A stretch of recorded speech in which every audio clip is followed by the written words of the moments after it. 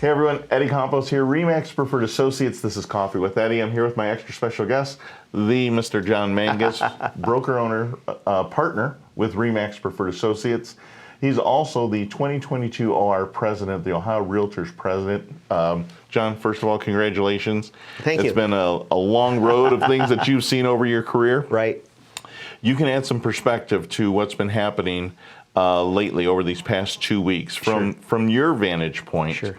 What do you see has happened as far as baby boomers and millennials coming into the market at the same time? So it's a really interesting sort of crossroad where the two are intersecting. And what we have is we have so many millennials who, there's been the standing joke about living in their parents' basement. Right. Well, they're coming out of the basement, and they're coming out in droves. So before I answer your question, let me give you a couple quick stats. In round numbers, roughly 74% of baby boomers are homeowners. Roughly 68% of Gen Xers are homeowners. And then you've got the millennials, and only about 33% of the millennials have actually bought a home. And let me guess, 23% of that happened in the past 2 years. I think you're right. But what's so interesting about that is you've got these millennials coming into the market, sort of a lot of them at the same time. And at the same time, we have a lower amount of inventory. You've got baby boomers who aren't quite as big a demographic as the millennials, sometimes competing for the same houses. And of course, we have the baby boomers who still love their house and need to downsize, but for whatever reason are choosing not to. So in a previous iteration, those houses would be on the market, creating inventory for others to buy, but that's not happening right now. It's a really interesting time. Right. So you and I are both followers of Dr. Lawrence Yun, Yes. Chief Economist for the National Association of Realtors.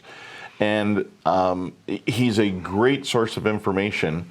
And one of the things that I've seen him reiterate several times is he doesn't see this changing very soon. Correct.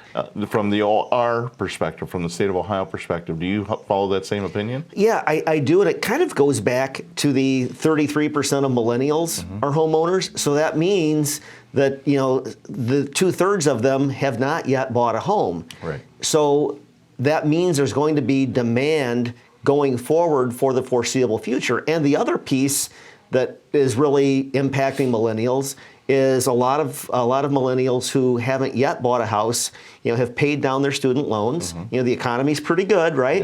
Yep. They've paid down their student loans. They've cleaned up some credit. They're in a job that is actually paying them, market rate, because we all know what's happened in the job market, right?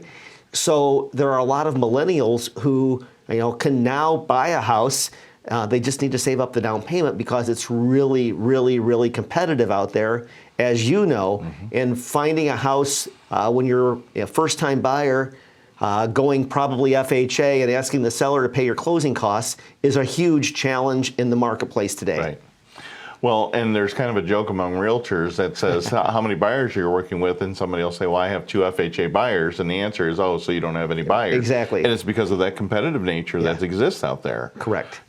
So we've seen some crazy things. We've seen appraisal gap fees that have, that was brand new to us this year, that came out of nowhere.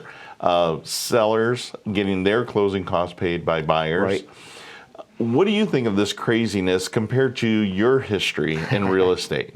I've been doing this since I was 19, so I've seen a lot of different markets, and I've not quite seen a market like this. Especially in Northwest Ohio, we have never really had a true seller's market in my time in the industry. And we've typically had more homes than we have buyers because, let's face it, if you look at the statistics, we're not a destination market, right? Right. However, COVID has changed that a little bit. With people being able to work from home, we've seen people moving from the Detroit suburbs to Toledo or metropolitan Toledo.